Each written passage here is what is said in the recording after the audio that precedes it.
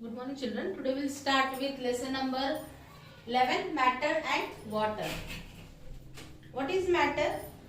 Anything that exists is matter. Anything that exists is matter. That has mass and occupies space is called matter. कोई भी चीज जिसको मास है, मास मतलब एक शेप है, सॉलिड कुछ भी ऐसा है, वजन है, शेप है, दैट इज कॉल्ड मास. और जिसको स्पेस लगता है, जगह लगती है खुद को ये करने के लिए. अभी एक ये डॉट निकाला मैंने, ये डॉट को भी, ये डॉट का ये मास है, ये इतने साइज का है, ये उसका मास है और उसको स्पेस भी लगी क्योंकि ये बोर्ड पे उसने ये स्पेस उसने ऑक्यूपाई की. That is called matter. ये है, ये मैंने सर्कल ड्रॉ किया. ये सर्कल का जो बाहर का पार्ट है, इसको ये ड्रॉ किया, इसको भी जगह लगा. ये पेन है, इसको भी जगह लगता है और इसको भी मास है, इसका पर्टिकुलर शेप एंड साइज है, तो इसको दैट इज कॉल्ड मास.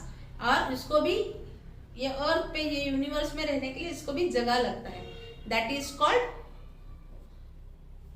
और दैट ऑक्यूपाइज स्पेस, मतलब that is the mass occupies, matter occupies space. Understood? Now states of matter. अभी ये जो मैटर है, जो भी चीज, वो तीन पार्ट्स में अवेलेबल है, तीन टाइप्स में अवेलेबल है, जैसे कि सॉलिड्स, लिक्विड्स एंड गैसेस. ये जो है तीन मैटर है, वो तीन पार्ट्स में अवेलेबल है. कौन से तीन पार्ट्स में? Solids, liquids and gases. अभी ये जो सॉलिड्स, लिक्विड्स एंड गैसेस है, ये ऐसे ही नहीं बनते, ये छोटे छोटे पार्ट्स में, टाइनी पार्टिकल्स में बने रहते हैं. ये पूरा एक ही ये नहीं रहता है, ये जो है ये छोटे छोटे पार्टिकल्स ऐसे ऐसे में, ऐसे ऐसे छोटे छोटे पार्टिकल्स में बना रहता है. अंडरस्टूड? तो ये पार्टिकल्स एक साथ, जब ये एक साथ रहते हैं, जॉइन होते हैं, तभी वो सॉलिड बनता है, लिक्विड बनता है, ये गैस बनता है. तो सॉलिड्स कैसे बनते हैं वो हम लोग देखेंगे. अगर ये एक सॉलिड का पार्ट है, मतलब ये एक कंटेनर का पार्ट है, अगर इसमें सॉलिड है तो ये सॉलिड्स के जो मॉलिक्यूल्स है, मॉलिक्यूल्स मतलब क्या? Tiny particles. मॉलिक्यूल्स मतलब क्या? Tiny particles. तो सॉलिड्स के जो पार्टिकल्स है वो ऐसे रहते हैं. Everybody clear? एकदम क्लोजली, टाइटली पैक रहते हैं, इनको हिलने के लिए भी जगह नहीं रहता है. लेकिन लिक्विड के जो है वो मॉलिक्यूल्स ऐसे रहते हैं, लूजली पैक रहते हैं. और गैसेस के तो एकदम ऐसे रहते हैं. अंडरस्टूड? गैसेस के तो मॉलिक्यूल्स ऐसे एकदम रहते हैं. अभी ये जो मॉलिक्यूल्स है, ये सबसे छोटा पार्ट है. आपने बिल्डिंग बनते हुए देखा है कभी? बिल्डिंग में बहुत सारे रूम्स रहते हैं, लेकिन जब भी बिल्डिंग, एक रूम ये जो कंस्ट्रक्ट होता है, तभी सबसे पहले क्या लगता है? एक ईंट लगती है, एक ब्रिक्स लगता है, एक ब्रिक लगता है, बराबर. वो brick is this, that is one molecule. That is one molecule. लेकिन वो ब्रिक भी किसी मिट्टी से बना हुआ रहता है, उसके छोटे छोटे कण रहते हैं. वैसे ही वो ब्रिक जो छोटे छोटे कण उसमें जो रहता है, that is called atom. Understood everybody? तो एक ब्रिक है, वो बिल्डिंग जिस पे खड़ी है, दैट इज कॉल्ड मॉलिक्यूल. और वो ब्रिक जिससे बना हुआ है, बहुत सारे छोटे छोटे पार्ट से बना हुआ है, that is called an atom. Everybody clear? What is atom and what is molecule? Molecules अंदर डिफरेंस क्या है समझा? बहुत सारे एटम्स मिलके मॉलिक्यूल बनता है. Clear everybody? तो एटम्स और मॉलिक्यूल में डिफरेंस क्या है समझ में आया? मॉलिक्यूल इज एक ब्रिक, ये समझो, और ब्रिक जिससे बना हुआ है बहुत सारे पार्टिकल से, that is atom. Everybody clear? ये मीनिंग मत याद रखो, डेफिनेशन इज समथिंग डिफरेंट, मतलब डेफिनेशन ऐसा ही है लेकिन डिफरेंट है वर्ड्स में, लेकिन इसका मीनिंग कैसे याद रखोगे? ऐसे याद रखोगे, ये ब्रिक है और ये ब्रिक के टाइनी पार्टिकल्स है, ऐसे याद रखो, फिर याद रहेगा. फिर अभी जो सॉलिड्स है, ये सॉलिड्स कैसे रहता है? ऐसे रहते हैं. सॉलिड के जो पार्टिकल्स है, मॉलिक्यूल्स है, वो ऐसे है, एकदम बिल्डिंग में कैसे खड़े रहते हैं, ऐसे एकदम टाइटली पैक्ड रहते हैं. तो इसलिए वो बिल्डिंग एकदम सीधी खड़ी रहती है. अगर एकदम थोड़े लूजली ऐसा आड़ा टेढ़ा एकदम पानी जैसा बहते रहेगा तो वो क्या रहेगा? वो बहते जाएगा. वो खड़ा रहेगा क्या? नहीं खड़ा रहेगा. So solids molecules are very closely packed. Closely packed होने के साथ साथ इसलिए इनको क्या होता है? इनको फिक्स शेप मिलता है. इनको फिक्स्ड शेप मिलता है और साइज मिलती है। Understood everybody? तो इनको इसी के वजह से मॉलिक्यूल्स एकदम टाइटली क्लोजली पैक्ड है, इसलिए इनको फिक्स्ड शेप एंड साइज मिलती है। Now will go with the part of liquids. अभी सॉलिड्स के एग्जांपल कुछ भी ले सकते हो, सॉल्ट ले सकते हो, कुछ भी, सॉल्ट, शुगर, तुम लोग का ये पेन, पेंसिल, कुछ भी चीज, जो भी चीज दिखती है सॉलिड, कड़क, थार्ड, डस्टर वगैरह, कुछ भी, that is solid. Now will go with liquids. Liquids में क्या एग्जांपल है? वाटर है, मिल्क है, इंक है, ये सब जूसेस है। ये कैसे है? ये लिक्विड्स है। मतलब क्या? ये फ्लो होते हैं। आप रखोगे तो वो एक जगह पे रहेंगे क्या? नहीं। वो अभी आप ऐसे टेबल पे डालोगे तो वो रहेगा क्या? नहीं रहेगा, वो बहते जाएगा। अगर आप ग्लास में डालोगे तो वो ग्लास का शेप लेगा। आप कोई भी बॉटल में डालोगे तो वही पानी, आपको ग्लास का पानी बॉटल में डालोगे तो वो बॉटल का शेप लेगा। Understood everybody? So liquids molecules are not so closely packed, but और टाइटली पैक्ड नहीं रहते और क्लोजली भी नहीं रहते, ज्यादा क्लोज भी नहीं रहते। Therefore, it doesn't have fixed shape and size, but it takes the shape of container. उनको खुद का शेप एंड साइज लिक्विड्स को नहीं होता है, लेकिन वो कंटेनर का शेप ले लेते हैं। Understood everybody? लेकिन वो कंटेनर का शेप ले लेते हैं and they flow very easily. Now will go with gases. Gases को भी their molecules are very loosely packed, closely नहीं, लूजली, एकदम लूज पैक रहते हैं मॉलिक्यूल्स उनके, इसीलिए वो उड़ जाते हैं। जैसे आप हम लोग घर पे सिलेंडर लगाते हैं, उसमें गैस रहता है, हम लोग एयर जो है अपना वो गैस है। अंडरस्टूड? तो ये एकदम लूजली पैक रहते हैं, इसीलिए इनका ना फिक्स शेप रहता है, इनका ना साइज रहता है। बलून में हवा जो भरते हैं वो, इसलिए बलून वो आराम से उड़ जाते हैं। Understood everybody? तो matter, molecules, atom, solids, liquids, gases, ये समझ में आया है ये पार्ट सबको? Matter, anything that occupies mass and anything that has mass and occupies space is called matter. Molecules, bricks, ऐसे याद रखो, atoms, tiny particles of bricks, solids, tightly packed molecules with fixed shape and size, liquids, not so closely packed molecules, do not have fixed shape and size, can flow easily. Gases, molecules are very loosely packed and they also don't have fixed shape and size. Now, यही जो molecules है, यही जो matter, states of matter है, जो solids, liquids, gases है, ये एक ही इसमें नहीं रहते। कुछ कुछ सब्सटेंसेस ऐसे हैं जो वो खुद का ये चेंज करते रहते हैं, स्टेट्स चेंज करते रहते हैं। जैसे कि अभी हम लोग देखेंगे, will see with water.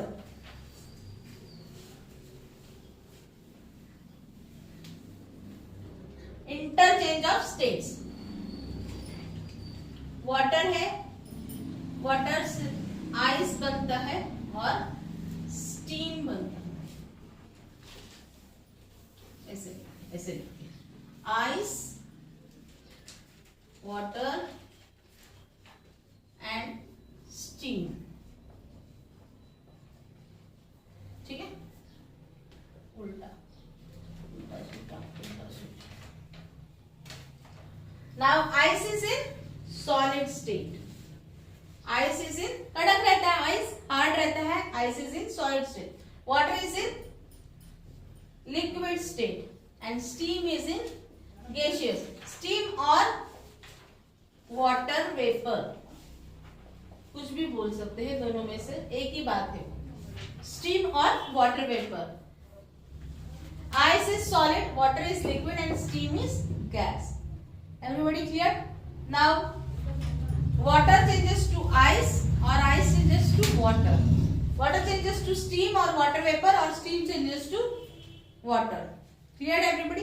Now water to ice, water से ice बने, that is called freezing. water to ice मतलब जब भी ठंडा करते हैं हम लोग पानी को ठंडा करते हैं, बर्फ फ्रीज में डाल के बर्फ बनाते, दैट इज फ्रीजिंग। पानी से बर्फ बनना, दैट इज फ्रीजिंग। वाटर से स्टीम बनना, मतलब यहाँ पे गर्माहट चाहिए, हीट होना चाहिए। पानी से पानी गर्म करते हैं और स्टीम बनता है, that is evaporation. That is evaporation means water changes to ice is freezing, water changes to steam or water vapor is evaporation.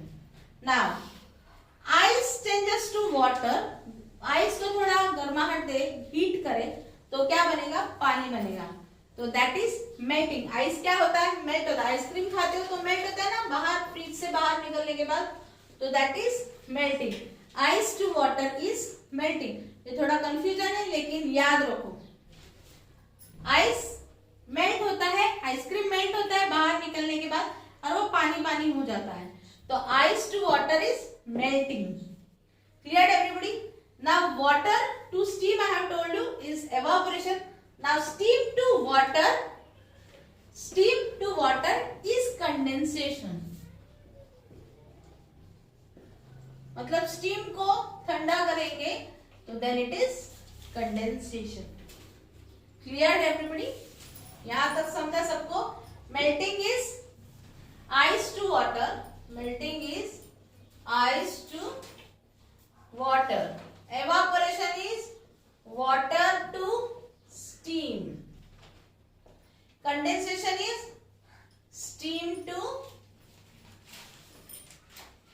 Water and freezing is water to ice. Clear everybody? So what is melting? बर्फ का पिघलना is melting. पानी का वाफ होना, steam होना is evaporation. वाफ का वापस पानी बनना is condensation. और फ्रिज में पानी रख के हम लोग वो बर्फ होता है, that is freezing. Understood everybody? अभी यहाँ पे मैं कंडेंसेशन पार्ट और एवापोरेशन पार्ट देखो आपको। एवापोरेशन पार्ट, तुम लोग ने मम्मी खाना बनाते हुए देखा है, मम्मी खाने के ऊपर ढक्कन रखते हैं या खाना बनने के बाद उसके ऊपर ढक्कन रखते हैं। अगर हम लोग ढक्कन निकालते हैं तो उसके ऊपर, ढक्कन के ऊपर वाटर ड्रॉपलेट्स रहता है। अंडरस्टूड? क्यों? क्योंकि जो पानी खाना बनाने के लिए यूज होता है, समझो दाल बनाया है, दाल में जो पानी डालते हैं वो पानी जब भी गर्म रहता है, मतलब पानी जब भी वो दाल जब भी बनती है तभी वो गर्म होती है, बॉईल होती है, तभी वो पानी एवापोरेट होता है। मतलब क्या होता है, पानी भाप बनते जाती है। लेकिन अगर उसको हम लोग ढक्कन रख देते हैं और फिर वो ठंडा होने लगता है तो वो कंडेंस होने लगता है, मतलब जो स्टीम है वो अंदर की वो स्टीम वाटर बनती है। Clear everybody? What is melting, evaporation, condensation and freezing? Now we'll go with water. Water सबको पता है कि water क्या है क्या नहीं, water कितना चाहिए अपने को, अपनी बॉडी 10 पार्ट्स में से 7 पार्ट्स अपने बॉडी में water है। वो ब्लड के फॉर्म में हो या खाने के फॉर्म में, किसी भी फॉर्म में हो सकता है। और पे भी सबसे ज्यादा क्या है, वाटर है। तो वाटर भी वेरियस फॉर्म्स में अवेलेबल होता है अर्थ पे भी। Understood everybody? अर्थ पे भी वेरियस फॉर्म्स में वाटर अवेलेबल होता है, जैसे कि फॉग में डेव, फ्रॉस्ट, स्नो, हेल। अभी फॉग क्या है, आपने फॉग धूका बोलते हैं, धुआं, वो सुबह सुबह दिखता है। जनरली हम लोग माउंटेन्स वगैरह एरिया में जाते हैं या गांव के एरिया में जाते हैं तो क्लाउड्स जो है वो नीचे आते हैं और उनके वाटर ड्रॉपलेट्स वो थोड़े थिक बन जाते हैं, तो that is fog, that is. और वो जो क्लाउड है वो कहाँ पे रहता है, जमीन के ऊपर तुरंत पानी का लेयर आ जाता है, that is called fog. Everybody clear what is fog? Now will go with next part. Fog, यही फॉग, मतलब फॉग मीन्स क्या, ये वाटर वेपर है, रेन ड्रॉप से पानी में जो रहता है, यही वाटर वेपर एटमॉस्फेयर में जब भी कंडेंस होता है, कंडेंस मतलब क्या, वो वाटर वेपर ठंडा हो जाता है, तभी अपने को हम लोग यहाँ पे देखेंगे झाड़ पत्तियों में, जनरली गांव के एरिया में ज्यादा दिखने को मिलता है, यहाँ पे कम, क्योंकि यहाँ पे अपने यहाँ पे झाड़ वगैरह नहीं, लेकिन फिर भी अभी ठंडी है तो देखने को मिलता भी होगा। ठंडी खत्म होकर सन आने लगता है तभी जो वाटर वेपर प्रेजेंट है हवा में जो ठंडाई प्रेजेंट है वो वाटर वेपर कंडेंस होके ग्राउंड पे सेटल होता है या झाड़ पत्तियों पे सेटल होता है, घास पे जनरली दिखने को मिलता है। तो पानी पानी रहता है, ऐसा नहीं कि बारिश हुआ रहता है, लेकिन वो जो वाटर वेपर हवा में जो प्रेजेंट है वो कंडेंस होता है और वो ड्यू ड्रॉप्स बनते हैं। अंडरस्टूड। नेक्स्ट, ये जो ड्यू ड्रॉप्स है, जब भी बहुत ज्यादा ठंडा एरिया रहता है, ये जो ड्यू ड्रॉप्स है ये फ्रीज होते हैं, ये फ्रीज होते हैं और यही झाड़ के ऊपर जो पानी इकट्ठा हुआ रहता है ये फ्रीज होके वहां पे छोटे छोटे बर्फ जैसा बन जाता है, स्नो जैसा बन जाता है, दैट इज फ्रॉस्ट। उसको क्या बोलते हैं? फ्रॉस्ट बोलते हैं। जहाँ पे बहुत ज्यादा ठंडी है, जैसे कि कश्मीर में या स्विट्जरलैंड में जहाँ पे बहुत ज्यादा ठंडी है, वहां पे जो वाटर वेपर प्रेजेंट है हवा में वो पूरा फ्रीज हो जाता है और वो स्नो करके गिरता है, वो स्नो करके गिरता है। देन और भी वेरी कोल्ड, और ज्यादा ठंडी पड़ती है और जहाँ पे बहुत ज्यादा बारिश होती है या बहुत ये होता है तो बर्फ के गोले पड़ते हैं ऐसे, that is called hail, that is called hail. तो ये क्या है? रेट्रोस freezes and fall on the earth as small pebbles, pellets of ice, ऐसे छोटे छोटे ऐसा पत्थर के जैसे गिरते हैं, हम लोग मराठी में बोलते हैं गारा पड़े, that is called hello storm. Clear everybody? तो यहाँ पे क्या क्या सीखा हम लोग ने? Fog, due, Frost, snow and hell. इसमें फर्क क्या है? धूका जो बोलते हैं दैट इज फॉग, ड्यू जो पानी इकट्ठा होता है मॉर्निंग में, जो वाटर वेपर कंडेंस होता है दैट इज ड्यू। ड्यू जो है वो बर्फ जगह मतलब जमा हो जाता है, दैट इज फ्रीज हो जाता है, that is Frost. Than snow जो वाटर वेपर एयर में प्रेजेंट है वो वाटर वेपर नीचे गिरता है, that is snow. And hell is rain drops जो है क्लाउड्स के, वो फ्रीज हो जाते हैं तो वो उसका वजन उठा नहीं पाते तो वो नीचे गिरते हैं, that is hail. Everybody clear? In the next period we will go with the next part of this lesson, solubility and all. Thank you.